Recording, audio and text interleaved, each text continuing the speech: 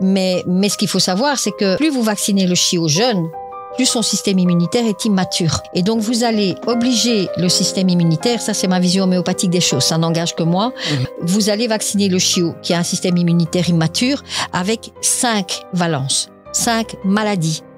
Donc, vous obligez ce système immunitaire à lutter contre 5 maladies. Alors qu'il est immature. Mais il peut la faire comment, sa torsion d'estomac, s'il reste calme? Au moment où il l'a fait, c'est déjà trop tard. Parce que c'est dans les mois qui précèdent qu'on a, les mauvaises habitudes, qu'on a préparé l'animal à faire cette torsion d'estomac. Parce qu'un chien qui va avoir beaucoup d'activité sur un estomac plein, l'estomac, c'est un organe qui est dans la cavité abdominale et qui est soutenu par des ligaments qui sont fixés aux parois. Et quand le chien fait de l'exercice avec un estomac rempli, ça tire. Et donc, les ligaments se distendent. Et l'homéopathie, j'ai commencé l'homéo. Et en fait, l'homéo, c'est une médecine qu'on appelle holistique. Ça tient compte de la globalité du corps pour trouver le remède. On va pas, si vous venez avec un chien qui fait une cystite, je vais pas me contenter de donner quelque chose pour la cystite. En homéo, je vais faire le tour de la question, voir les autres symptômes, et même aussi voir le caractère du chien. Parce que le mental va intervenir dans le choix du remède. Je ne donnerai pas le même remède à symptômes physiques identiques, mais à caractère différent. Je ne donnerai pas le même remède. Un chien très très nerveux. Voilà. Un chien peureux, un chien agressif. Je ne vais pas donner le même remède parce que ce ne sera pas la même image. En fait, je passe les détails. Donc, on n'a pas d'effet secondaire.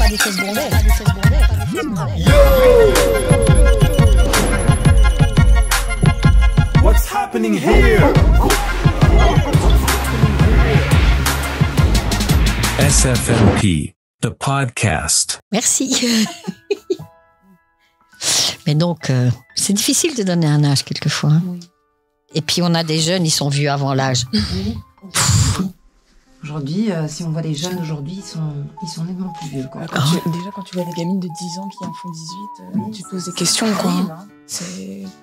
Je sais pas. Moi, j'ai 35, j'ai mal partout. Non, mais 33, je crochette. Ah ouais, c'est vrai. Ah, mamie. Ah, c'est revenu à la mode. Et c'est revenu à la mode. J'ai vu un truc au journal télévisé, même les hommes. Hein. Oui, j'ai vu un reportage là. Oui. Il crochette et relax. Relax. Qu'est-ce qui est relax? Faire du crochet. Et ça t'as détend. même déjà vu un enfant ou un adolescent faire ça? Mais Lina, elle a envie d'apprendre. Mais ils apprennent plus. Ils apprennent plus à l'école le crochet ou la couture. C'est ça. Ouais, mais j'ai l'impression que quand on était petit, on avait appris avec. Oui. Tu apprenais une bouche. T'avais une tige de métal qui faisait. C'est ça le crochet? Le crochet, oui, c'est ça. Oui, c'était. La tige de métal avec un petit crochet au bout. Ça vient de revenir dans le passé, on avait appris ça. Oui. Non, c'était avec les quatre petits. Et alors on fait un petit. Comment ça s'appelle une. Alors là. Par hasard, est-ce qu'il y a des gobelets qu'on n'a vraiment pas besoin, alors on les retire comme ça, on n'en a pas trop un milliard? Le mien, il est où? Celui-là. Il y en a un tien. Ça, je suis sûr de pas. Je sais plus comment ça s'appelle. Je vais quand même enlever. Oui, on fait ça. J'ai envie de venir participer au podcast. Peut-être que j'avais graillé des chips. Ramener des chips. Oui, c'est ça. Et puis on fait passer au crochet. Je veux venir, c'est un paquet de Doritos. Et maintenant, ils ont ça avec 6 aussi. Bon, les gars. C'est chouette. On va commencer la seconde émission. Les gars. Oui, il y en a 3. La dernière, on la fera en nocturne. Est-ce que vous pouvez essayer de remonter votre siège? Vous savez, il y a une manette normalement à droite. Dans le vide, elle est à droite. Oui. Ah non, c'est déjà en haut. Là, je descends. Alors il faut pousser un peu sur les pieds, enfin sur vos pieds. Merde, du coup, moi, je viens de dérégler le mur. Eh ben voilà, Attends. Je vais me retrouver à ras du sol, si je continue comme ça. Ou alors, ouais, mais attends, parce que la caméra va peut-être. Attends 2 secondes. Parce que elle est là, mais. Hier, le plan avec elle et moi et toi et moi, on a mal. Il y a une différence de taille incroyable. Je crois que je ferai des gros plans comme ça pour éviter que ça, sinon ça fait un gros décalage comme ça. T'es grosse, je suis petite. Hein. Ouais, c'est un fait, mais bon, allez, en TV, ils ajustent toujours tout pour que tout soit homogène, même dans les films. Tom Cruise, je savais pas qu'il était si petit taille. Il a fallu que je le lise. Hein. 1m70. Ouais. Voilà. C'est peut-être mes 69 et qui se namasse. Oui, mais pour un mec, il est petit. Hein. Jason Statham aussi, il est petit. C'est Hein. vrai. T'as pas vu, il y a une vidéo sur le tapis rouge avec un mec qui l'interviewe et il est tout minuscule, quoi. Mais le mec fait déjà, lui aussi, il fait en plus 2 mètres et d'un, non? C'est pas le grand métis comme ça? Ouais, mais bon, Jason Statham, ouais, il faisait quand même il est presque pas- la moitié de sa taille, quoi. Donc, il fait peut-être 1m60 à tout péter, les bras Ça casse levés. mon délire, là. Bah ouais, moi aussi. Ben, c'est Ah bien, oui. casser vos délires là. Et mettez-vous sur mode avion aussi, comme ça. Oui, j'ai mis quand même. Il y a trop le seum. En plus, il y a un film qui est sorti avec Jason Statham ici au On ira cinéma. le voir, toi et moi. Ouais. Il a le MDR. seum. Il a la haine quand je parle de Jason. Elle a dit Jason, on dirait genre c'est un sale type. Jason. Il n'y a rien à faire, il y a des beaux mecs. Hein. Maintenant, Qui s'appelle évidemment, Jason. ça casse un petit peu le mythe quand on voit que ce sont des nains. Elle a dit ça avec tel mépris. Ah, mais c'est pas lui là. C'est un joueur de basket Ah ouais, d'accord. Ah ouais, ok. qui va chez le tailleur. Comme quoi, tout est relatif, hein, la taille. Il est tout petit, t'as vu? Ah ouais, ok. Le Après, grand c'est un skaté genre à gauche, c'est le fils d'un copain médecin. Et ben voilà, il est joueur de basket. Ah, je crois que c'était l'autre. genre. Donc l'autre à côté, il fait nain de jardin. Mais il mesure Mais combien? il a peut-être une taille normale. Hein. Ah ouais. Les gars, c'est pas un gremlin, c'est vrai? Noah, il Regardez les- mesure quand même 2m10 ou 2m05, quelque chose comme ça. Même moi, 2m10, je le regarde aussi comme ça. Hein. Ah Moi, oui, je suis oui. déjà 1m92. Oui, mais c'est ma Trop copine grand, qui hein, m'a ouais, envoyé ça. 2 mètres, au-dessus de 2 mètres, ça va pas. Mon petit-fils chez le tailleur. Bon. Yo, what's happening here? C'est Junior Big Black Boy et on est sur la chaîne Sport for My Pitbull avec une nouvelle émission, un nouvel épisode où en plus, un invité de marque nous a fait l'honneur de revenir sur notre plateforme. Je sais pas dans quelle heure sortiront les épisodes, mais normalement ce sera le 2e épisode en sa présence. Et j'ai nommé Madame Arlette Blanchy. Voilà, je me dis. La veto, le retour. Le retour de la vétérinaire. En tout cas, comment ça va? Mais ça va bien la dernière fois, il n'y a pas de souci. Tout C'est bien. génial. La semaine s'est bien passée. La semaine s'est très bien passée, du boulot. Bien. De la passion. Hein. On ne sent même plus que c'est du travail, mais c'est du travail quand même. Quand même, oui. Si. Charlie, hein, chroniqueur invétéré, indiscutable. Toujours là. Hein. Ça va, tu vas bien? Ouais, ça va bien. La route s'est bien passée. Et on est en forme pour faire une belle émission de nouveau avec madame ici. Hein. Tiens, putain, t'as de la chance, là, t'es à côté d'elle, quoi. À côté. Mais j'ai vu, hein, la dernière fois, elle me faisait des petits clins d'œil, du pied en dessous de la table, je vais me mettre à côté d'elle. Voilà, Ensuite, on a... des petits messages. Oh, c'est pas vos petites boulettes de papier, s'il vous plaît. Déborah, comment tu vas, Déborah? Mais ça va très bien, merci. En forme? Oui, Tu as le toujours. sourire, hein? Oui, Toi, tu es venu aujourd'hui en mode Colgate, hein? Ultra... exactement. Très bien. Ben, c'est super. On est 3, on est 4 et on va commencer immédiatement. D'ailleurs, j'aurais voulu savoir, est-ce que parce que voilà, on reste autour toujours du monde du chien forcément, et si possible de ce qui touche aux connaissances de notre invité, de notre supérieur professionnel. Et je voulais savoir un peu, est-ce que vous avez des vétérinaires de référence? Est-ce que toi, t'as un vétérinaire, genre ça c'est ton vétérinaire, ou est-ce que tu vas chez plusieurs vétérinaires? Ouais, j'ai pris le vétérinaire de mes parents, par habitude, parce que j'ai vu qu'il avait fait ses preuves. Ensuite, j'ai eu aussi l'occasion d'aller à la clinique vétérinaire parce que j'avais des urgences. Ça se passait un samedi, un dimanche, j'étais pas disponible. Or, quelquefois par raison pratique, parce que je dois faire un vaccin, ou je passais par là et donc je changeais de vétérinaire. Mais sinon, ouais, j'ai un vétérinaire de référence quand même et qui suit mes animaux régulièrement. Ok. Toi, t'as un vétérinaire de référence, ou alors ça dépend de... Non, ça dépend, pas spécialement. Ça dépend, mais au fil des années, j'en ai connu un ou deux de vraiment pas mal, donc je les garde dans mon répertoire, quoi. Dans ton répertoire, dans ma poche, je me dis comment ça. Non, mais c'est ok. Parce que moi, personnellement, je sais que le veto. Non, ouais, déjà, on fait aussi parfois par rapport à la proximité des lieux, de là où est-ce qu'on habite, en général, on essaie de... Bah, c'est pas toujours évident, surtout avec les races de chiens qu'on a. C'est pas facile. Moi, j'ai connu un vétérinaire qui était quand même assez réticent quand il a vu mon chien, quoi. Qui avait des craintes? Ouais, des craintes. Faut toi qui avait des a priori un peu? Ouais, c'est ça.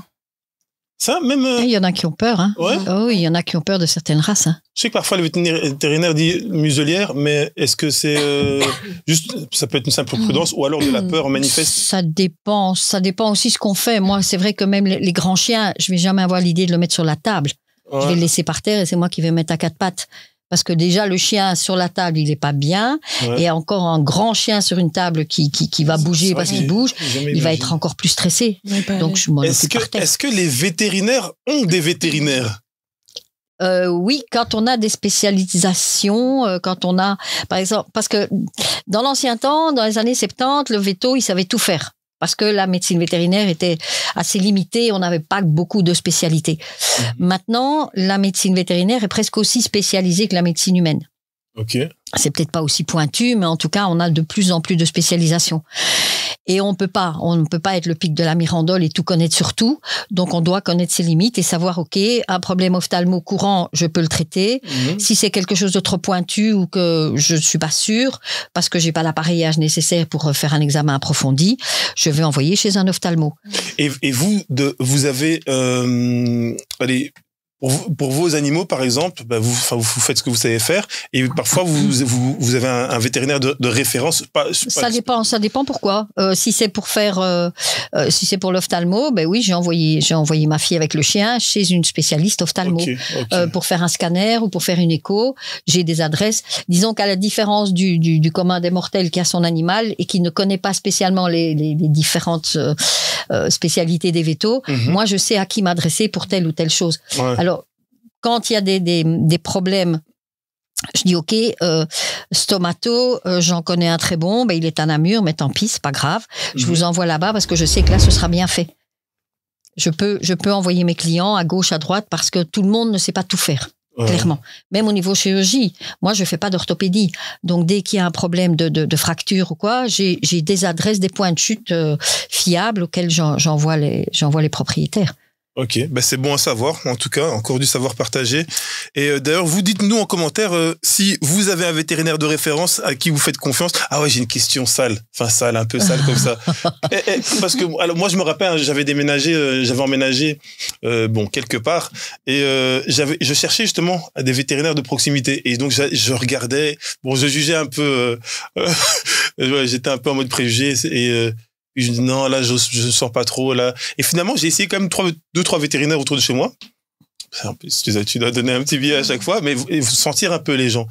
Est-ce qu'il y a des signes, selon vous, où vraiment fouiller? Genre, vous êtes chez le vétérinaire et ça, je pense que je resterai pas trop ici. Des choses genre évidentes, et malgré qu'ils aient obtenu le diplôme et le cabinet. Maintenant, oui, disons qu'il y a des cabinets vétérinaires, c'est rare, c'est vraiment du bordel, ça oui. On a beaucoup de vétos qui ont parce qu'on a beaucoup de documents, on a régulièrement des courriers qui arrivent avec des tas de trucs. Donc c'est vrai qu'on a beaucoup de paperasse et qu'on peut avoir un cabinet qui est pas nickel chrome, ordonné, bien vide. Enfin, il suffit de voir le mien pour comprendre. mais ce qui est important, c'est l'hygiène. L'hygiène, ouais. L'hygiène. On va pas aller opérer un chat sur une table de cuisine. Je suis désolée. Aller faire une stérilisation de chat à domicile, non, clairement, c'est pas possible. Est-ce que tu faisais référence aux chiens lâchés ou pas du tout? C'est ce que je me suis demandé. Alors ça c'est un truc on a eu l'expérience et c'est vrai qu'on n'a pas trop apprécié. Mais attends, alors on en parle tout de suite parce que c'est vrai que ça Tenez votre chien. Mais moi par exemple j'avais un vétérinaire que j'avais été voir complètement amorphe, mais limite je me demandais, je dis mais pourquoi tu pratiques si tu veux pas être là, mais vraiment amorphe complet, et je me disais bon ça relève peut-être de sa personnalité. Mais au final, et j'ai même poser des petites questions un peu pièges, genre des questions dont je connais les réponses, mais voir un peu ce qu'il va en dire, et je vois, il n'y a pas d'argumentation, il n'y a pas d'accompagnement, il n'y a pas d'entraide, et parfois même pas de savoir. Je me dis, mais. Maintenant, c'est triste, il y a peut-être des vétos qui sont un petit peu blasés, un petit peu aigris, et voilà, et qui font leur fin de carrière, qui tirent parce qu'il faut bien, quoi. Mais sinon, en général, il faut aussi éviter, les vétos, il faut quand même faire une consultation. Il faut quand même, ne fût-ce que examiner l'animal. Maintenant, quand c'est du comportement, c'est vrai que je ne fais pas un examen général parce que quelque part, si l'autre vétérinaire référent ou qui est le vétérinaire habituel a fait son boulot, je vais pas lui faire l'injure de recommencer. Ouais. Mais quand on a un animal, on vous dépose un animal sur la table, on dit voilà, je viens parce que mon chien a ceci ou cela. Il y a quand même des manipulations minimales à faire. Rester à 3 mètres du chien sans le palper. C'est moyen. Non, en tout cas, je faisais référence à un fait. C'est vrai qu'il y a une clinique. Ça m'embête. Pas. Non, mais ils se reconnaîtront. Il faut pas. Mais c'est même pas. Allez, j'entretiens pas une haine contre eux parce que au sein de cette clinique, il y a 1 ou 2 personnes dont j'apprécie l'humanité pour l'un et vraiment les compétences pour l'autre. Mais allez, on arrive avec. C'est un compliment pour lequel là. Ils auront qu'à jouer à... Mais non, on arrive dans la clinique et sur la première fois, je crois que c'était un chien qui venait de se faire opérer. Genre, tout ici s'était rasé. Il venait d'être recousu, mais il était bien réveillé. Et il arrive avec un grand chien et il court sur nos chiens. Et en fait, mon opinion à moi, je trouve ça inadmissible, même si on a une clinique familiale, que tout le monde s'entend bien, etc. Ça reste une clinique. C'est un endroit où on va pour soigner des maladies, ou faire des vaccins, ou faire des petites choses usuelles, habituelles, mais oui, c'est pour des maladies, c'est pour des opérations. Il y a plusieurs spécialisations. Comment on peut se retrouver avec des chiens qui courent et quand on leur demande mais pourquoi, et dit oui mais il est gentil. Et moi ça me plaît pas. Non. Et le jour où c'est arrivé, ils étaient 4. Il y avait, parce que t'avais le comptoir, t'avais un vétérinaire qui passe, ils sont 3-4. Et je suis en train de me choquer. L'autre, il essaie de récupérer son chien, il le tient pas bien. Il dit non, il écoute. Puis le chien, il s'enfuit. À un moment donné, ils vont même dehors. Le chien, il est prêt à traverser la rue. Et puis après, il crie. Et la vétérinaire qui a dit, mais il écoute. Et ça, c'est quoi? Il se réveille d'une opération, quoi, quand même. Hein. Il va se faire rouler par une voiture. C'est ça, écoutez, enfin... Allez, c'est donner l'adresse. Normalement, dans une clinique, ils ont quand même pas mal de... Un vétérinaire tout seul, il a la salle d'attente, il a son cabinet, il a peut-être une salle d'op, mais il n'a pas non plus une quantité invraisemblable d'espace pour mettre les animaux. Maintenant, une clinique, en général, ils ont quand même des cages d'hospitalisation, ils ont quand même... Donc, c'est moins... Disons qu'il faut voir à quel niveau on se trouve. C'est moins excusable pour une clinique que pour un privé. Surtout, les maîtres sont avec leur chien. En plus, c'est même pas des chiens. Le chien, quoi. Ouais. Juste lui mettre la laisse, quoi. Parce qu'on ne sait jamais le chien qui rentre, comment est-ce qu'il pourrait réagir, etc. Enfin, c'est... De toute façon, au final, on sait très bien. Maintenant, il faut voir aussi, parce qu'on ne peut pas juger d'une fois, parce qu'il y a il y a un coup de feu. Si c'était une fois, et le problème, c'est là. Je n'ai rien dit. C'est que ça arrive une fois. C'est qu'à un moment donné, moi, je parlais fort. Et à un moment donné, quand je vois tout le monde qui est figé, qui me regarde, des personnes qui réagissent, je me dis, Junior, est-ce que je suis fou? Et je dis tout haut, mais toi, j'ai dit, je sais plus ce que j'ai dit. Est-ce que je suis, une question dans ce genre-là, est-ce que je suis fou ou est-ce que j'agis mal? Enfin, les gens, ils étaient en mode extraterrestre. Et puis les petites voix qui sortaient, c'était juste, oui, mais il est gentil, ou oui, mais il a sa laisse. Laisse coulisser avec quel chien, mais c'était allé pour bon, on va même pas laisse tomber pour les noms, mais en tout cas on était avec un ou 2 chiens là. Tu aurais pu le lâcher aussi, quoi. Non, ça maintenant, et ça s'est répété, c'est ça que je voulais dire, ça s'est répété 2-3 fois. Et alors on pourrait me dire pourquoi tu y retournes, mais parce que des fois quand tu commences parfois un suivi de quelque chose, t'aimes bien rester avec la même personne. Et puis il faut aussi, c'est aussi important d'avoir un vétérinaire de proximité, parce que mettez-vous à la place du véto qui vous voit jamais, sauf sur le trottoir en train de promener votre chien, et vous n'allez jamais chez lui, et puis là vous avez un petit accident de parcours, vous avez une petite urgence et vous débarquez chez lui. C'est pas honnête, c'est pas bien. Pareil. Il faut se mettre à la place du véto aussi, parce que je suis juste bon à faire des trucs comme ça, mais pour les visites de routine, les vaccins et tout, non, je suis pas assez bon pour vous. C'est pas bien, c'est pas bien. Maintenant, j'ai beaucoup de cas que je soigne en homéopathie. Mais je dis quand même aux propriétaires, vous habitez loin, vous êtes à Ottigny, ou vous êtes à Wavre, ou vous êtes à... Peu importe, ayez un vétérinaire de proximité. Moi, je suis là pour l'homéo, mais ayez un vétérinaire de proximité. Et n'allez pas chez lui que pour faire... vous avez votre véto, si moi j'ai besoin d'une prise de sang, vous allez chez votre véto pour la faire. Et puis, vous me donnez les résultats. Vous parliez d'homéopathie. Ça, c'est un sujet que j'aimerais bien aborder parce qu'on en entend parler de loin. Je pense que très peu de personnes sont vraiment au courant de ce que c'est. Et on passera d'ailleurs même par les différentes choses qu'on fait chez les vétérinaires ou dans les cliniques, notamment les vaccins. Hein. Je sais même pas si le mot vaccin, je devais mettre un genre vaccin, tu vois, pour l'algorithme, parce que parfois ça fait un peu flipper. Mais avant qu'on rentre dans le vif du sujet, bien évidemment, on va vous demander de vous abonner. Ça nous fait pas simplement plaisir, ça nous fait grandement plaisir. Faites en sorte justement de pousser cet algorithme à partager nos vidéos à gauche, à droite. Mettez des commentaires, proposez-nous des sujets s'il y a des sujets qui vous intéressent. On essaiera d'inviter les personnes les plus qualifiées pour les sujets en question. Si vous voulez participer à l'émission, vous envoyez un mail dans l'adresse qui se trouve dans la description. Et comme d'habitude, on n'oublie pas le petit pouce bleu. Je vais en mettre plein comme ça dans l'écran là, des petits pouces bleus. Et bleu comme je pars en sucette. Et voilà, ça va. Alors, on acquiert un chiot. On nous demande d'aller faire un primo-vaccin, un secondo-vaccin, un trio-vaccin, un quadruto. On sait plus ce qui vaut la peine d'être fait, à quel cycle. Des fois, on dépasse de 5 jours. On nous dit qu'il faut tout refaire. Allez, moi, je suis resté dans la tête que il y avait le primo-vaccin de 8 semaines et puis il y avait un second vaccin par après. Maintenant, j'entends qu'en fait, il y a 3 vaccins à faire et on a fait le coup à des proches encore et il dépasse de quelques jours. Est-ce que c'est normal qu'il y ait autant de vaccins à faire Actuellement, ils partent sur 3 vaccins. Moi, quand j'étais à l'UNIF, on nous disait, voilà, on fait un premier vaccin, on fait un rappel et puis basta, on est tranquille pour un an. Ici, maintenant, ils ont tendance à faire 3 vaccins. À 6 semaines, les chiots, il y a encore 50% des chiots qui ont des anticorps maternels. Mmh. Donc ça veut dire que 50% des chiots qui sont vaccinés à 6 semaines, le vaccin ne sert à rien parce qu'il sera détruit par les anticorps maternels. Et au fur et à mesure que le chiot grandit, ce pourcentage diminue et on se retrouve à un moment donné à des chiots qui ont 95% 5% de protection vaccinal, enfin pas vaccinal, mais anticorps maternel et plus protégé.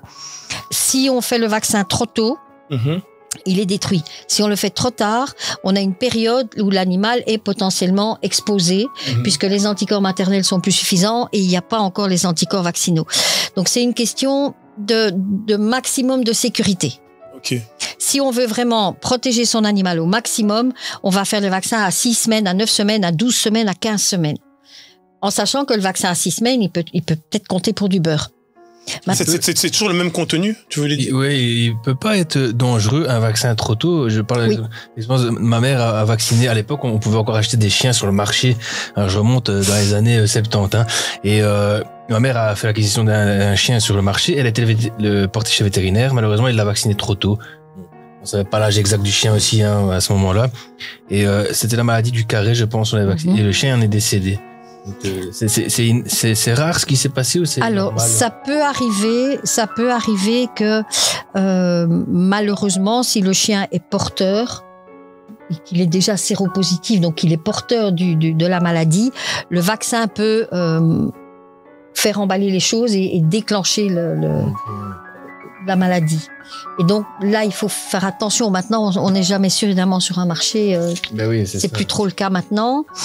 On ne doit pas faire tous les vaccins. Mais les rappels, justement, c'est le contenu de l'injection. Alors, c'est la même, c'est pas un contenu complémentaire. Ça peut être des choses différentes. On a le PUPI, on a un vaccin pour petits, qui est un vaccin uniquement de carré parvo. Si on le fait à 6 semaines et qui ne sert à rien, ben tant pis, voilà, on l'a fait pour rien et on refait les autres. On a des vaccins plus complets. Alors, disons que les opinions divergent un petit peu. Je fais un peu figure d'extraterrestre parce que on va vous dire que c'est une avancée scientifique majeure de mettre tous les vaccins dans une seule injection. Okay. Parce qu'on vous fait des injections maintenant, carré, hépatite, parvo, parainfluenza, lepto pour faire le compte. Donc vous diluez la poudre du carré, hépatite, parvo, parainfluenza avec le vaccin lepto. Donc vous faites carré, hépatite, parvo, parainfluenza, lepto, 5 vaccins en une fois. Il y en a qui vont vous dire c'est génial, c'est formidable, c'est une injection et 5 vaccins. Tranquille pour un an à ce moment-là? Non, avec un rappel un mois après. Okay. Et peut-être 2 si on est vraiment puriste. Mais ce qu'il faut savoir, c'est que plus vous vaccinez le chiot jeune, plus son système immunitaire est immature. Et donc, vous allez obliger le système immunitaire, ça c'est ma vision homéopathique des choses, ça n'engage que moi, mais c'est ma façon de voir les choses. Vous allez vacciner le chiot qui a un système immunitaire immature avec 5 valences, 5 maladies. Donc, vous obligez ce système immunitaire à lutter contre 5 maladies. Alors qu'il est immature. Pour moi, c'est trop. Mais ça, je répète, c'est ma vision des choses. La profession vous dira, il n'y a pas de problème, tout va bien. Je suis pas d'accord. Parce que dans la nature, vous faites pas 3 maladies à la fois. Et donc, moi, j'attends le plus possible. Maintenant, si le chiot reste dans l'environnement maternel, idéalement, il doit être, ça c'est encore autre chose, il doit être séparé de sa maman. Idéalement, il doit être vendu et arriver là où il est destiné à vivre à 2 mois et demi. Comme ça laisse à la maman, ça laisse au chiot le temps de se développer, ça laisse à la maman le temps de lui apprendre des comportements qui sont des comportements de vie en société canine, comme l'autocontrôle de la morsure, la soumission. Si la maman lui donne ces bagages-là, ben le petit, il est capable de se débrouiller avec des chiens adultes et de pouvoir se faire comprendre et les comprendre surtout. Donc 2 mois et demi, c'est l'idéal. Vous avez plein de vendeurs et d'éleveurs qui donnent le chien à 6 semaines, à 7 semaines, à 8 semaines, c'est trop tôt. Alors, parfois plus tôt encore. Alors quand vous avez ce chien, on va vous dire dépêchez-vous de le vacciner parce qu'on l'a sorti du milieu dans lequel il était et du milieu pour lequel il avait les anticorps, puisque la maman a développé des anticorps et les a donnés au petit. Et donc on va se dépêcher de le vacciner. Mais il n'a pas un système immunitaire qui est au top pour supporter les vaccins. Alors, on a de plus en plus maintenant de problèmes d'allergie, de maladies auto-immunes et de choses comme ça. Et je pense que la nourriture et les vaccins, ils sont peut-être pour quelque chose. Maintenant, j'attends et je fais un vaccin, moi, perso, mais je répète, ça n'engage que moi parce que j'ai vu que maintenant, à la fac, ils conseillaient 3 séquences de vaccins. Moi, je fais à 9 semaines, 12 semaines. 9 et 12. On est en 2024. Il y a 15 ans, j'avais un vétérinaire très très âgé avec parfois des méthodes anciennes ou peut-être marginales, je sais pas. En tout cas, moi j'apprécie. Allez, bon, ça c'est. Moi j'apprécie en fait le fait que ce soit justement comme une bibliothèque d'archives et d'informations et de soins qui lui appartenaient. Et lui, au niveau des vaccins, il me disait, en fait, il y a un vaccin il y a un rappel qui faisait qu'une fois tous les 2 ou 3 ans, et il y en a un autre qui faisait chaque année. Mais il disait pas de tout faire chaque année. C'est-à-dire qu'il y a des années, on nous disait, voilà, on vaccine chaque année. Le cahier des charges de la firme, c'est de protéger 1 an contre la maladie pour laquelle le vaccin est fabriqué. C'est pas dans leur intérêt d'aller voir combien de temps le vaccin protège. Mais depuis plusieurs années, il y a eu des études au Canada qui ont prouvé que le vaccin carré-hépatite parvo, donc c'est-à-dire les grosses maladies, il protégeait largement plus que 3 ans. Largement plus. Maintenant, un vaccin qu'on va faire en rappel annuel, c'est la lepto, parce que c'est vraiment un sale truc. Et le vaccin tout des chenilles, il faut apprendre à faire les vaccins de façon éclairée. Si vous mettez jamais votre chien en chenille, que votre chien il croise 3 chiens sur la journée ou que il est vraiment à l'air, que vous le mettez pas en pension, vous le mettez pas, ben pourquoi faire la toux des chenilles? C'est pas indispensable, c'est une trachéite. Maintenant, si vous faites attention, que vous soignez bien, voilà, c'est pas plus grave que ça. Ça peut se compliquer, mais c'est vraiment dans des cas vraiment extrêmes où le chien n'a pas une bonne immunité, où on fait pas attention, où on le laisse mouiller. Mais la toux des chenilles, c'est une trachéite. J'ai cru voir plusieurs chiens. Toi, t'as déjà eu des chiens? Vous avez déjà eu des chiens qui avaient... Non, mais il me semble avoir entendu pas mal à un moment donné. C'était il y a quand même plusieurs mois. Hein. Mais des fois, on voit le chien qui... À partir du moment où un chien tousse un peu, c'est d'office la toux du chenil ou alors non, ça peut être aussi pas nécessairement. Parce que nous, on prend des raccourcis, évidemment. Alors, la toux des chenilles, c'est une trachéite. C'est-à-dire, c'est l'inflammation, c'est un virus qui s'attaque ici à la trachée. Donc, quand vous pressez, hop, le chien part en canne de toux. C'est pas une pneumonie, c'est pas quelque chose, c'est une trachéite. La seule chose qui fait que c'est embêtant, c'est parce qu'il y a 2 composantes dans cette maladie-là. Il y a un virus et une bactérie. Alors, le pays, comme je parlais tout à l'heure, c'est le virus. Le vaccin qu'on fait d'habitude quand on met son chien en pension et qui demande à la pension, c'est la partie bactérienne. Ok. Et celui-là, on ne le fait pas nécessairement. On le fait que quand le chien doit aller en pension ou éventuellement à l'éducation, encore que c'est sur un terrain ouvert. Donc, même s'il y a beaucoup de chiens, c'est quand même pas, comme son nom l'indique, le kennel cuff. Donc, c'est la toux des chenilles. C'est dans un milieu fermé. Ok. Donc, a priori, si votre chien est à l'extérieur, il y a moins de risques. Mais il peut effectivement attraper la toux des chenilles s'il va jouer avec un chiot, avec un chien qui l'a. Le seul problème, c'est que c'est une maladie qui est longue, qui est chiante et qui est longue parce que c'est facilement 3-4 semaines. En plus, il me semble que quand il n'y a plus de symptômes, si je me trompe, hein, mais quand les symptômes s'arrêtent, encore pendant un certain nombre de semaines, il peut encore le... Ouais. Mais de nouveau, ce n'est pas une maladie gravissime.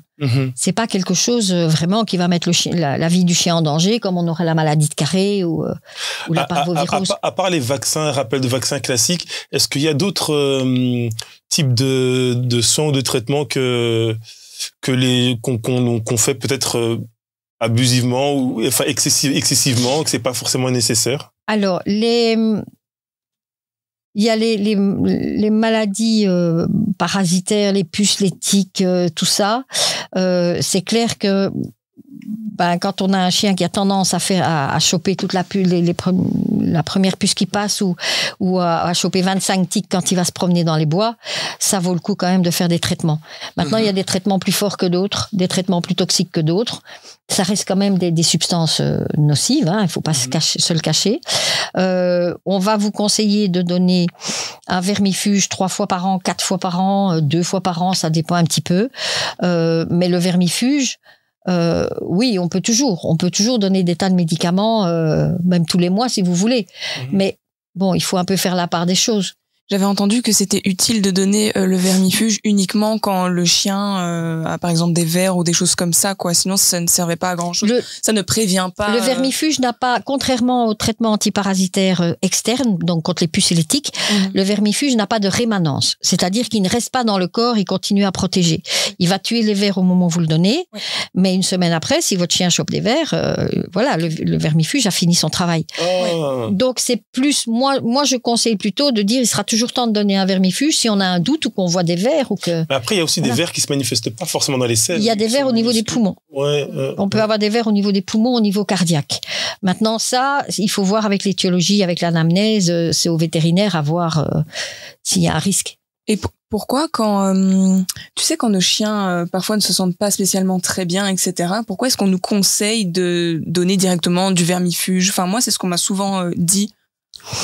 Dans les premiers... Ah, ou pas. Ou pas. C'est pas. Si on n'a pas de diarrhée, si on n'a pas trouvé de vers dans les selles, le vermifuge va quand même être irritant pour l'intestin. Okay. Parce que c'est quand même un produit qui est costaud. Maintenant, quand on a des vers, tous les chiots qui naissent ont des vers. D'accord. Mais ce sont des vers, ce qu'on appelle des vers ronds, des ascaris. Donc ces vers-là, un vermifuge, un léger peut suffire. Donc il faut impérativement vermifuger le chien. Maintenant, ça dépend. À quel âge ça se fait, ça, chez le chiot? On peut même le faire à 4 semaines. 4 semaines. On peut le faire avant de le placer. On peut le faire au moment. Des petites pâtes. Moi, je me souviens que je donnais des pâtes de vermifuge au chiot. C'est des pâtes. C'est une pâte qui est facile à donner, mais qui est moins forte comme produit que les vermifuges qu'on utilise pour les vers type ténia. Mais donc ça, il faut le faire. Maintenant, selon les élevages, il y en a qui vous disent vous le faites tous les mois jusqu'à 6 mois. Il y en a qui vous le disent vous faites 2 fois, ça suffit. Ça, j'ai envie de dire, c'est un peu fonction du propriétaire. Quand j'ai des propriétaires accros au médoc, si ça peut vous faire plaisir de le donner tous les mois, vous le donnez tous les mois. Mais si vous n'aimez pas trop les médicaments, vous le donnez 2 fois, c'est déjà bien. On peut préciser la différence, je ne sais pas forcément, mais l'ascaris et le ténia, c'est quoi la différence? Alors, ce sont des familles de vers. L'ascaris, c'est un ver rond qui vit dans la lumière de l'intestin. Donc, il n'est pas fixé à la paroi. Okay. Donc, celui-là, il faut un vermifuge moins fort pour en être quitte. C'est ceux qui ressemblent à des spaghettis quand ça ressort? Oui, c'est ça. Okay. C'est ça. On a des cas même assez trash où quand le chiot est vraiment fort infesté, il vous vomit un paquet de trucs qui grouillent comme ça. C'est immonde. C'est un film d'horreur, ça. Oui, à peu près. Mais là, c'est quand il y a vraiment beaucoup de vers. Les vers type ténia, donc les dipylidium, sont en général transmis par les puces. Ok. Donc, si votre chien n'a pas eu de puce, il y a peu de chances qu'il ait des dipylidium. Par contre, le dipylidium, ce que vous voyez qui a une sortie active, c'est-à-dire que il va sortir en dehors des défécations, vous allez pouvoir voir sur la marge anale un truc qui ressemble à un grain de riz. et qui bouge. Sauf qu'évidemment, ça ne se mange Oui, pas. ça a la taille d'un grain de riz. Mhm. Et ça, c'est l'anneau du ver. C'est pas le ver complet. Le ver complet, il est accroché dans l'intestin. Avec des crochets comme ça, la tête est accrochée. Donc, pour l'éliminer, on doit utiliser des produits plus forts. Ok. Et de manière générale, est-ce qu'il y a des choses, parce que voilà, nous, les citoyens classiques qui ne sommes pas vétérinaires, dès que notre chien, il y a un truc qui sort du commun, directement, on embête, ton téléphone, on s'inquiète. Il vaut mieux téléphoner une fois de trop qu'une fois trop peu. Et après, est-ce que c'est l'avis de toutes les cliniques? Nous ne savons pas, mais je pense, est-ce qu'il y a des gestes qu'on est censé connaître et que les gens ne savent pas forcément, genre si on est inquiet, qu'est-ce qu'on peut faire? Quels sont les 1, 2, 3 ou je sais pas, les premières choses qu'on peut tenter d'observer? Les premiers gestes de secours, quoi. C'est un peu ça que tu demandes. Ce serait secours, mais sans forcément que le chien il est pas en train de mourir. Hein. Oui, mais s'il y a un truc qui nous inquiète, quels sont les trucs qu'on peut observer prioritairement sans bien les connaître? Déjà, si le chien vomit, on se demande si c'est un chien qui a tendance à manger tout et n'importe quoi, est-ce qu'il n'est pas allé manger une crasse quelconque et que, voilà, s'il le vomit, j'ai plutôt dire que c'est salutaire.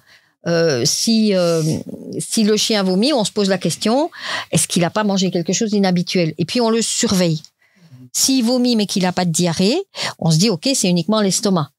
Maintenant, s'il mange, si c'est une espèce de pompe aspirante là et qu'il gobe plus qu'il ne mange, c'est pas étonnant qu'il vomisse. Donc là, on peut faire la part des choses. On peut prendre sa température et voir s'il a passé la température normale du chien entre 38 et 39. Au-delà de 39, on se dit, OK, il a un peu de température. On peut voir... Se pose des questions. On ne panique pas, mais... Comment on peut prendre la température d'un chien pour un gars lambda comme moi qui vous répond On prend son courage à 2 mains et on met le thermomètre dans le derrière. Okay. Voilà. Avec 2 mains? Le courage. Le courage à 2 mains, parce que tous les chiens n'aiment pas qu'on leur mette le thermomètre, voilà. Ou alors, mais ça fonctionne nettement moins bien, c'est les thermomètres qu'on met au niveau du front chez les bébés, par exemple. Beaucoup moins fiable. C'est moins fiable. On met pas le thermomètre en bouche et on ne le met pas sous la patte avant non plus. C'est dans le derrière. Alors, et surtout pas en bouche après l'avoir mis dans le derrière. Il vaut mieux pas. Enfin, vous faites comme vous le sentez. Moi, vous faites ce que vous voulez. Hein. Moi, je ne m'immisce pas dans votre vie privée. Mais en règle générale, il y a un thermomètre spécial pour les chiens. Il vaut mieux. Un thermomètre spécial? Ben oui, on ne prend pas le thermomètre de famille. Bien sûr, je pensais qu'il y avait un thermomètre bien différent. Non. On garde dans la petite pharmacie du chien un thermomètre qui ne sert qu'à ça. Y compris de la bouche du bébé, tu vois. Alors, petite astuce, c'est un peu scatologique, mais on peut avoir une température trop basse si quand vous mettez le thermomètre, vous êtes au milieu de la crotte. Ah ouais. Voilà. Donc si on sent une résistance, mais on dit souvent qu'il faut coller vers la paroi. Oui, parce que s'il y a une selle qui est vraiment là, proche de sortir, et que vous allez dedans, fatalement la température va pas monter normalement. Donc on va se dire ok, cool, mon chien a pas de température, alors qu'en fait il a de la fièvre. Donc voilà, il y a la façon de mettre le thermomètre aussi. Les gencives, ça indique beaucoup de choses. Parfois on dit à mettre son doigt, presser, ou voir si c'est... Alors les gencives, la gencive, si vous pressez, ça va indiquer ce qu'on appelle le remplissage capillaire. C'est-à-dire que normalement, déjà vous voyez si vous avez une gencive blanche cachée d'aspirine, vous vous dites oh là, il y a peut-être une anémie, il y a peut-être une hémorragie interne, il y a peut-être quelque chose qui ne va pas. Ouais. Et quand vous pressez, normalement ça doit revenir rose très vite. Si c'est pas le cas, on se dit ok, il y a un problème circulatoire. Ok. Dans le système torsion d'estomac, c'est quelque chose qu'il faut anticiper. On ne promène pas son chien après qu'il ait mangé. Il doit avoir au moins 1 heure de repos. Et on donne idéalement à manger en 2 fois. On ne remplit pas l'estomac avec la ration de 24 heures en 1 fois. Donc alors limite pendant toute la journée, le chien il fait ses mouvements, il est dans la maison, il va faire du sport, etc. Et le soir avant de dormir, moi personnellement j'aime bien donner la nourriture avant que les envoyer dormir. Pas avant de dormir parce que s'il fait une torsion d'estomac, vous la verrez pas. Ah ouais. Et vous le trouverez mort au matin. Moi la question que je me pose c'est comment on peut constater la torsion de l'estomac avant qu'il mange. Alors c'est avant qu'il mange qu'il fait la torsion d'estomac. La torsion d'estomac c'est sur un estomac plein. Donc pour bien comprendre, donc le chien fait du sport toute la journée. Mettons à 20h on lui donne sa gamelle. Le chien il mange et il peut faire sa torsion d'estomac en mangeant ou à 20h quand il a fini. Oui, après mais il peut la faire comment sa torsion d'estomac s'il reste calme? Oui. En fait, la torsion d'estomac, au moment où il l'a fait, c'est déjà trop tard parce que c'est dans les mois qui précèdent qu'on a les mauvaises habitudes. Qu'on a préparé l'animal à faire cette torsion d'estomac. Parce qu'un chien qui va avoir beaucoup d'activité sur un estomac plein, l'estomac, c'est un organe qui est dans la cavité abdominale et qui est soutenu par des ligaments qui sont fixés aux parois. Et quand le chien fait de l'exercice avec un estomac rempli, ça tire. Et donc les ligaments se distendent petit à petit. Mais ça se fait pas en une fois, ça se fait pas en une semaine. Donc ce sont des mauvaises habitudes sur des mois. Et une fois qu'ils sont distendus. Et alors tout d'un coup, on ne sait pas pourquoi, ou le chien fait un faux mouvement, ou bien c'est le mouvement de trop. L'estomac est plein et hop, ça se tourne. Donc si j'ai bien suivi ce que vous dites, l'estomac se distend au fur et à mesure des mois. Donc non les pas ligaments qui sous-tendent l'estomac. Non pas en une seule fois, mais au fur et à mesure des mois, dû aux mauvaises habitudes. Et un jour ou l'autre, dû à un faux mouvement, il suffit juste que le chien part manger. Ou que le chien a mangé plus, ou que peu importe. Et il saute dans le divan pour se mettre à son aise, il fait son petit saut dans le divan, il s'installe dans le divan, et là la torsion a lieu. Il peut y avoir une torsion. Alors, qu'on voit, c'est pour ça que c'est intéressant de ne pas aller dormir juste après avoir donné à manger, parce que le chien va venir vous montrer. Il n'est pas bien. Il va essayer de vomir. Mais il n'y a rien qui sort, puisqu'il y a la torsion, l'entrée et la sortie de l'estomac sont fermées. Donc le chien, il sent bien qu'il voudrait se libérer, il veut vomir, il n'y arrive pas. Et puis dans un deuxième temps, vous avez à l'arrière des côtes, ça commence à gonfler. Parce que l'estomac, il y a de la nourriture dedans et il y a des gaz. Ça gonfle des deux côtés ou ça peut gonfler que de un côté? Normalement des deux côtés, mais il y a probablement un côté où on le verra plus. Oui. Alors, c'est un petit peu trash comme truc, mais dites-vous bien que vous avez 2 heures maximum pour réagir, sinon votre chien meurt. Il paraît. Mais moi j'entends toujours que ceux qui passent par une torsion d'estomac, presque tout le temps, le chien. Moi j'ai eu le cas avec mon chien. Non bien, il en refait un quoi. Alors, tournement d'estomac. Alors il peut, si on a agi vite, l'opération qui vise à refixer l'estomac à la paroi correctement peut être tout à fait curative. Mais on sait qu'il y a une sensibilité, donc on va faire attention, on va donner peut-être en 3 fois le repas ou en 2 fois minimum, mais pas moins. Maintenant, si le chien a attendu trop longtemps, que le propriétaire a attendu trop longtemps, que le chien est resté trop longtemps avec l'estomac qui se remplissait de gaz et tout, le chien fait un choc et il peut très bien ne pas survivre à une intervention. Alors le truc le plus, comme on parlait de premier secours, la chose que le propriétaire peut faire, mais il faut avoir un cœur bien accroché pour faire ça, parce que c'est pas à la portée de n'importe qui. Vraiment, à un moment donné, vous voyez que ça gonfle derrière la paroi, derrière les côtes, dans le tiers supérieur. Donc, comme ça, vous êtes sûr que vous n'êtes pas dans la nourriture qui est en dessous. Dans le tiers supérieur, là où c'est gonflé, en fait, la paroi de l'estomac est vraiment contre la paroi du corps. Contre la paroi de l'abdomen. Vous prenez un cutter et vous allez piquer. Piquer ou inciser? Non, piquer, carrément. Vous allez piquer et vous prenez un bic, les bics de l'ancien temps, vous retirez la pointe et vous mettez ça pour garder ouvert. Voilà, pour garder ouvert, pour permettre au gaz de s'éliminer. Et comme ça vous laisse le temps d'aller l'amener à la clinique. Et ça serait comme un ballon, ça va sortir comme. Mais c'est pour ça que je dis, il faut le cœur bien accroché. Moi, j'ai une anecdote avec ça. Attends, juste, tu l'as dit tout de suite, parce que n'oublions pas, parce que regardez. C'est pas à la portée de tout le monde. On a une personne compétente qui parle et il y a des gens, dès qu'ils entendent un truc, des fois, ça y est, je pense que, bam, tu vois, ils arrivent directement avec leur bic là. Non, clairement, il faut que le chien montre des signes qu'il a essayé de vomir, que l'abdomen gonfle et qu'on a vraiment un chien qui est en détresse. Et je tiens, on n'a pas des images, donc c'est pas un cours, ce sont des explications qui sont données, c'est pas un cours et on n'a pas d'image, donc vous n'allez pas me faire ça. Mais de toute façon, même si, dans l'absolu, c'est pas au propriétaire à faire ça, s'il a le cran de le faire, ok, mais ce qu'il faut surtout faire, c'est ne pas donner à manger au chien et puis aller se coucher. Ok, c'est quelque chose que par exemple je faisais, que je ferais différemment. Parce que du coup, le chien, je vous demande pas d'aller trocarder, donc d'aller enfoncer un cutter mais au moins réaliser que le chien n'est pas bien et tout de suite aller l'emmener à la clinique. Il faut pas nécessairement aller faire un trou mais bon, si on a eu des cours des premiers secours, si on le sent, si on est assez, évidemment, quelqu'un qui tombe dans les pommes quand il y a une goutte de sang, c'est pas le but. Mais il faut savoir que c'est une possibilité. C'est trash, c'est pas évident à faire. Donc et puis vous savez, allez, je veux dire, quand vous voyez les chiens, vous savez que derrière là, il y a tel organe. C'est pour ça que je dis tiers supérieur, juste derrière les côtes. C'est là que ça gonfle. Et le chien doit hurler de douleur lorsque non, c'est tellement tendu qu'il sent rien du tout. Ok, ouais. Oh. Il sent c'est pas. bon, par c'est contre, bon, par ça contre, va, le ouais. soulagement que vous lui apportez, Oui, c'est ce que j'allais dire. Il doit se sentir soulagé après. il se sent soulagé et ça vous permet d'avoir le temps d'aller le conduire à la clinique. Tu voulais dire quoi quand j'ai voulu On parlait quand j'ai des fait le premiers disclaimer, secours. là Ouais. C'est un geste qui sauve. Ok. Mais je reconnais et je suis la première à le dire.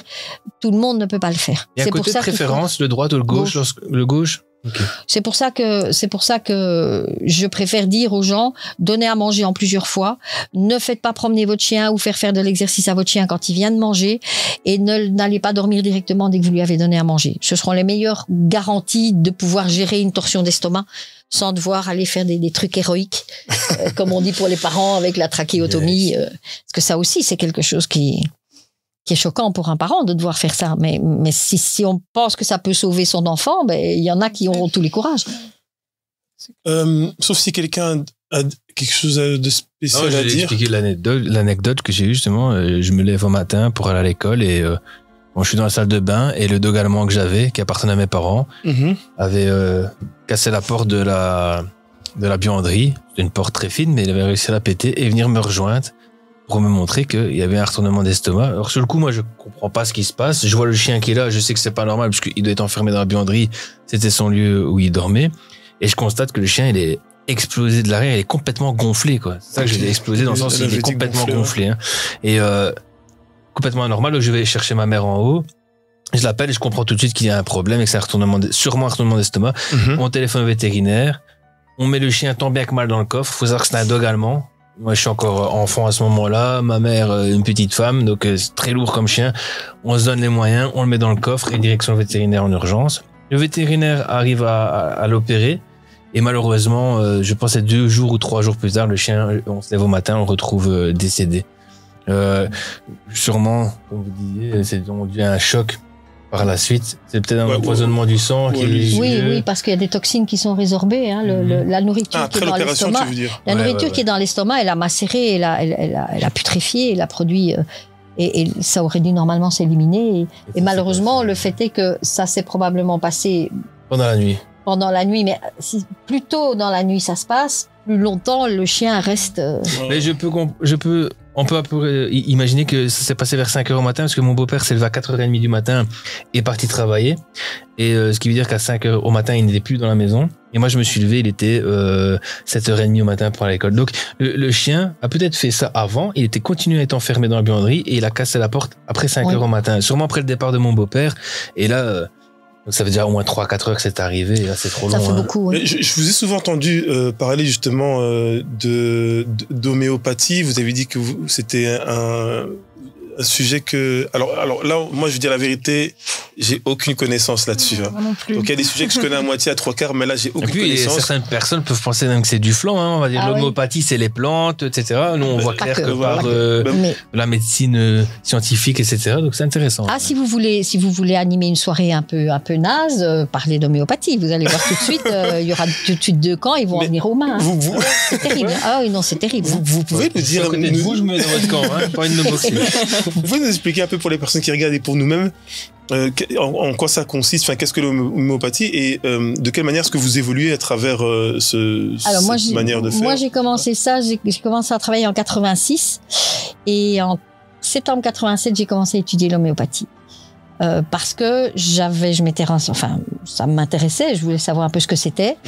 Et je me disais, au moins pour les vieux chiens, vraiment ceux qui sont en fin de vie, les médicaments, malgré tout, j'avais eu quand même quelques centaines de pages de cours de pharmacologie avec tous les effets secondaires des médicaments et tout.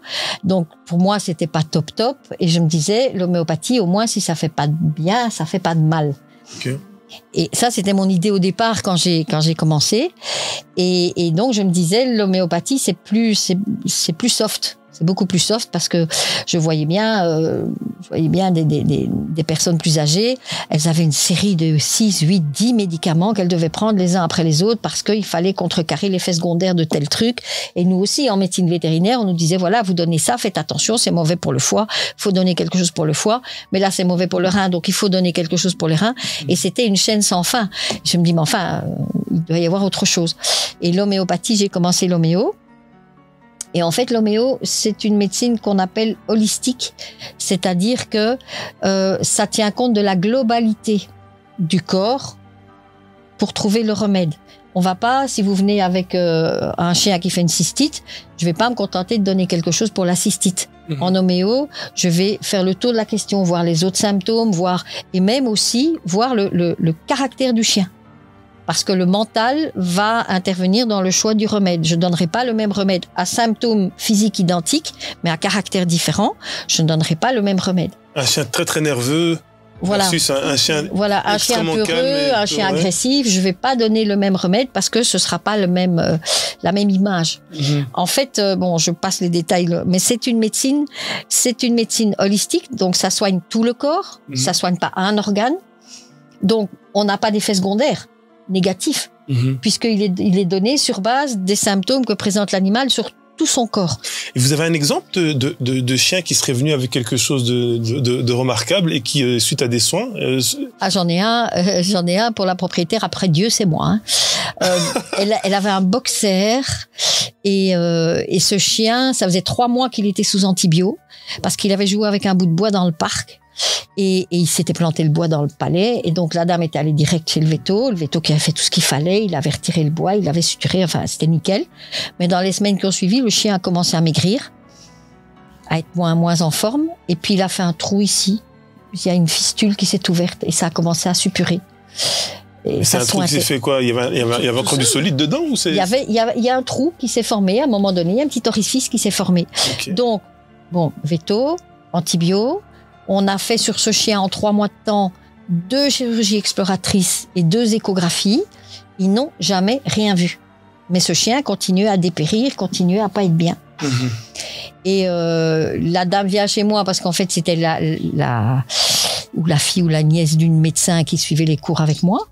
Et donc elle arrive et j'avais eu la chance d'étudier un remède qui est assez extraordinaire que j'ai donné au chien le mardi. Alors j'ai donné quand même 5 granules de remède une fois. Une seule fois le mardi. Et le jeudi matin, la dame était au parc avec son chien. À un moment donné, le chien s'est arrêté, il s'est mis à tousser, il a craché un bout de bois, mais de la taille de mon doigt. La dame l'a gardé dans un petit pot. Hein. Et le soir même, la fistule qui était ici se fermait et arrêtait de sointer. Donc ça... C'est un truc, voilà. Alors, c'est extraordinaire. Vous avez donné, en fait. C'est des granules d'un remède homéopathique. Quand tu veux les acheter ou quoi? Oui, c'est un remède qui est assez costaud.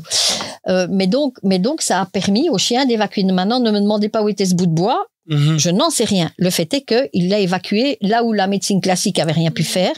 Voilà. Et donc, s'il m'avait fallu une preuve de l'efficacité de l'homéo, ben là, ça fait peur à entendre quand même qu'on voit qu'il y a une chirurgie exploratrice et qu'on trouve pas un bout de bois, quoi. Oui, mais le bois, le problème, c'est que si le bois, enfin, c'est pas évident, on va pas aller charcuter le chien du museau au bout de la queue. Ça me fait penser à la vidéo où le chien s'était enfoncé un bout de bois à côté de la langue ou un truc comme ça. Et t'as jamais vu cette vidéo? C'était choquant. Mais un gros truc, vraiment à côté de la langue. Et puis on voyait sur la vidéo que il se le faisait retirer chez un veto, quoi. Moi, je sais que j'ai eu un chien qui commençait à puer de la gueule, mais c'était exagéré. Et parce que du coup, gueule, c'est pas un gros mot. Non, pour le chien, c'est ça. Pour le chien, c'est ça. Et puis, j'ai vu, à un moment donné, j'ai vu, il y avait un bâton qui était justement, lui, c'était pas comme ça, c'était comme ça. Donc, transversalement, dans l'arcade. Voilà, oui. En haut. Et ben maintenant, pour aller récupérer ce bâton, j'y arrivais pas. J'avais donné quelques gouttes d'une substance qui rend un peu amorphe le chien. Et c'est comme ça que j'ai... En fait, c'était non, mais je sais même plus ce que c'était. C'est un truc qu'un vétérinaire m'avait donné à l'époque. Mais j'avais... finalement, je pense que si je me trompe pas, j'avais coupé avec un gros ciseau, mais en faisant attention. Oui, sinon il était coincé et impossible à retirer. Et puis, il y avait les cartes, j'avais peur d'aller baisser le palais, tu vois. Donc, je suis passé comme ça, puis j'ai appuyer, sectionner le morceau de bois et alors j'y repense par cette histoire-là de morceau de bois. Mais donc ça c'est vrai que c'était un truc absolument spectaculaire. Mais sinon c'est vrai que l'homéo. Alors la vision du patient, qu'il soit humain ou vétérinaire, est différente parce que on part du principe en homéopathie que les symptômes que présente l'animal en l'occurrence ou l'humain, c'est un effort que fait le corps pour se remettre en équilibre. Donc s'il fait une diarrhée, c'est pour éliminer des toxines. Okay. On va pas aller donner un antidiarrhéique, on va donner un remède dont on sait qu'il provoque la diarrhée. Oui, qui va dans ce sens-là. Il va dans le sens du corps. Ça, c'est un truc de fou parce que, en vérité, nous, on pense con. Il y a une diarrhée. Clairement. On va contre la diarrhée. Oui. Nous, voilà. C'est pour ça que je dis, notre vision du symptôme est différente. Pour nous, c'est un effort que fait le corps pour se remettre en équilibre. Donc, on va aller dans le sens du corps. On va pas le contrer. On va pas donner un anti-diarrhéique, un anti-tussif. On va donner un remède qui, sur un patient, un individu sain, provoque ces symptômes-là. C'est mal qu'il fasse plus de diarrhée que prévu. Est-ce qu'on n'a pas oublié ce que vous avez... Donc, je parlais de l'aggravation homéopathique. Ok. C'est-à-dire que quand on a un chien ou un humain qui présente des symptômes et qu'il n'arrive pas à se remettre en équilibre, que ça va pas, il lui faut un petit coup de pouce pour que ça aille tout à fait. Et donc, on donne le remède. Et oui, on va peut-être avoir ce qu'on appelle une aggravation homéopathique. Donc, ça va être un petit peu plus fort. Mais pour le bon motif. Après, ça va partir. C'est pas mal que ça dégénère au-delà du... Non. De toute façon, c'est toujours dans la mesure. J'imagine que si jamais le chien il est extrêmement déshydraté ou il y a d'autres points. De toute façon, on reste praticien, donc c'est sûr qu'on peut donner l'homéo, mais si on voit que ça ne fonctionne pas, ou bien on passe à la médecine classique, quoi. Mais j'ai soigné un chien qui avait la parvo. Il n'était pas vacciné, pas encore. Il m'a redécoré mon tapis de salon, ça c'est sûr. Mais en 48 heures, il était guéri. Parce qu'à chaque fois qu'il me faisait ou un vomissement ou une diarrhée hémorragique, je lui donnais le remède. Mais je l'avais pas mis sous perf. Mais parce que je suis véto, de nouveau, et que j'étais capable de gérer. Je vais jamais aller proposer ça à un propriétaire. À quelqu'un de classe normale. Disclaimer. Ouais, non, mais c'est vrai. Mais c'est bien de préciser quand même ces petits points-là parce que on a toujours peur, même des fois, même dans le sport, hein, des fois on montre un exercice ou une chose et les gens ils voient ça, ils flashent et bam, ils emmènent leur chien pendant 3 heures par jour. Il faut pas, il faut pas s'auto-médiquer, il faut pas, il vaut mieux toujours demander et le faire. Souvent, j'ai des propriétaires qui sont vraiment, qui s'y connaissent quand même bien, mais ils me téléphonent quand même pour savoir, voilà, je pensais donner ça, est-ce que c'est OK? Je dis, oui, il n'y a pas de problème, vous pouvez donner ça. Comment est-ce que l'homéopathie est perçue par la majorité des vétérinaires? Mais ça crée un manque à gagner? Disons que là où dans les médecines alternatives comme l'acupuncture, l'ostéo, la phyto et l'homéo, on peut très bien faire de l'acupuncture en même temps que de la médecine classique. On peut très bien faire de l'ostéo en même temps que la médecine classique, mais pas l'homéopathie. L'homéopathie, oui, moi je le fais parce que je peux donner les deux, je sais ce qui agit et je peux faire la part des choses. Mais un médecin classique ne va jamais référer à un homéopathe. Parce que c'est pas la même vision des choses et que maintenant c'est triste mais c'est comme ça. Moi ça me dérange pas. Chacun. Maintenant j'ai des confrères qui sont très ouverts et qui acceptent de dire ben voilà, allez voir l'homéopathe si vous voulez.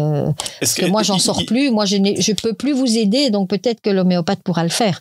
Est-ce qu'il y a plusieurs des petits groupements, alors je demande pas forcément de noms ou de groupes, mais des mouvements genre de plusieurs vétérinaires qui prônent pour l'homéopathie et vous connaissez vous savez entre vous? Ah oui, le monde homéopathique est très très petit, donc je connais les médecins homéopathes, je connais les vétos, je connais les pharmaciens homéopathes. On se connaît non pas entre vétérinaires homéopathes, mais entre homéopathes. Okay. Le monde homéopathique est assez petit que pour que tout le monde connaisse tout le monde. Et donc il y a des médecins homéopathes qui proposent à leurs patients qui ont des animaux de venir chez moi.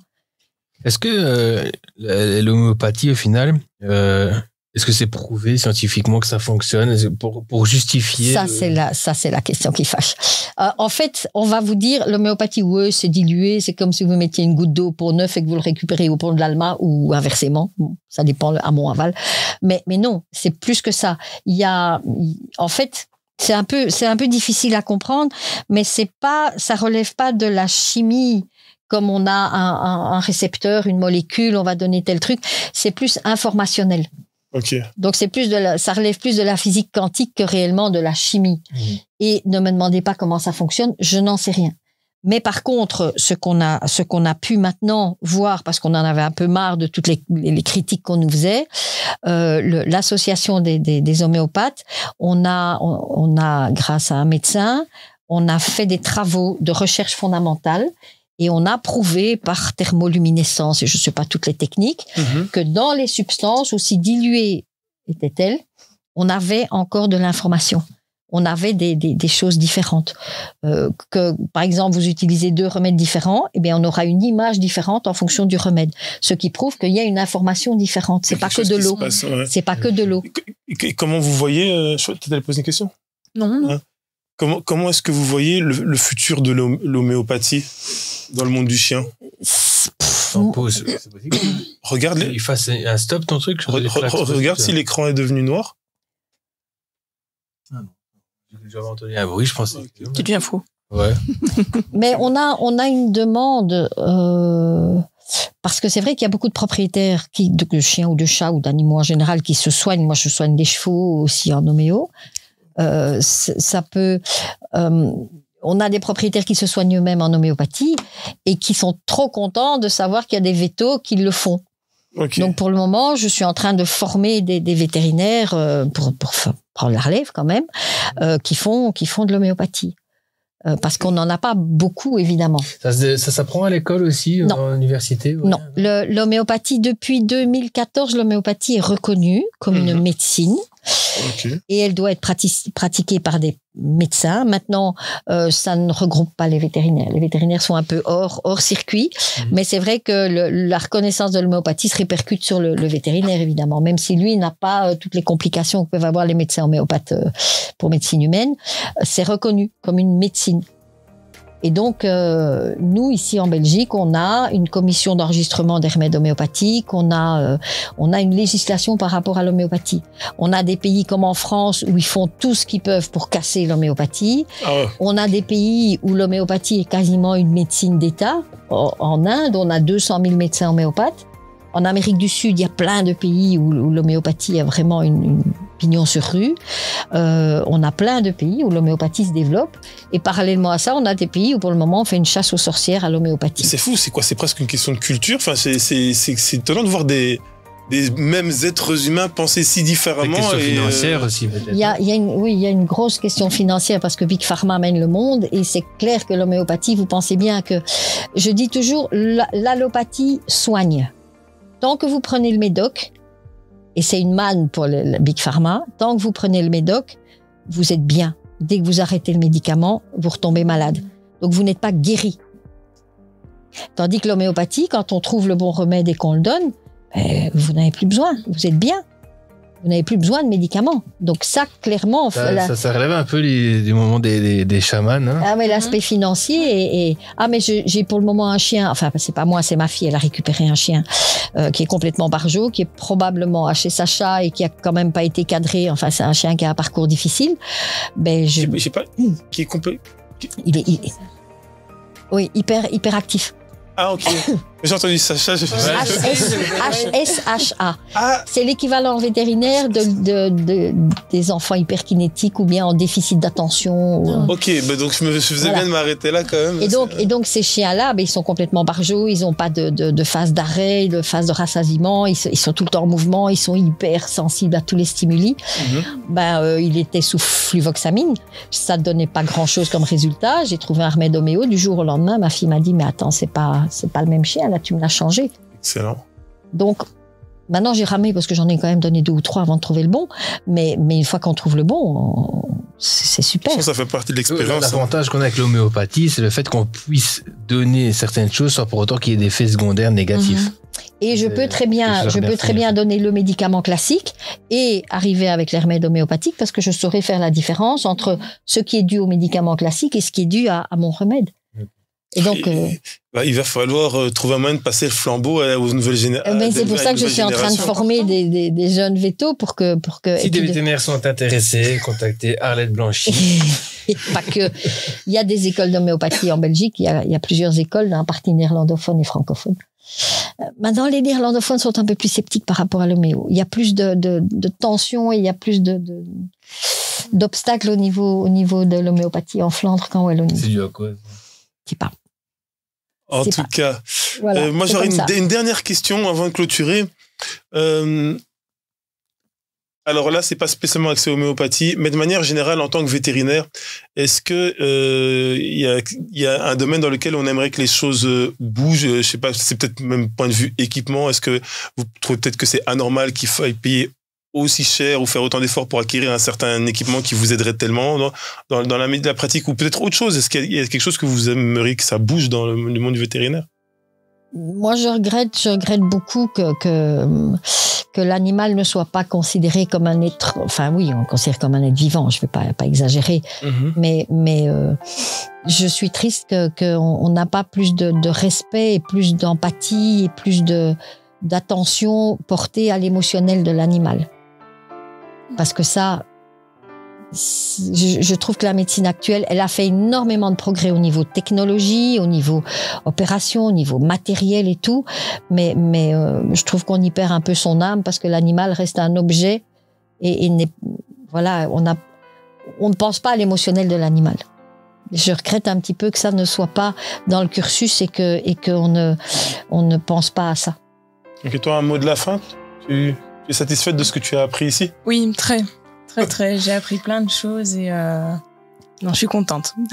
C'est bien, ça met un pied à l'étrier et pour toutes les personnes les plus curieuses et intéressées, ça leur permet de faire quelques petites recherches et de cliquer à gauche, à droite et s'enrichir d'informations. Donc voilà. Les copains, on fera pas de jeu là parce qu'on a quand même explosé le timing du deuxième de ce podcast-ci. Mais en tout cas, voilà. Comme d'habitude, vous connaissez votre taf, les gars. On est ensemble. Si vous nous regardez, surtout si vous arrivez à ce moment-ci de la vidéo, c'est que forcément vous êtes des fidèles. Donc petit commentaire, petit like, petit pouce bleu. Vous partagez, vous en parlez aux personnes à qui ça intéresserait, ou tous les passionnés du chien. Et pour la suite, rendez-vous la semaine prochaine. Et comme d'habitude, n'oubliez pas, ça va se passer entre vous, moi et tous ceux qui veulent savoir. Ciao.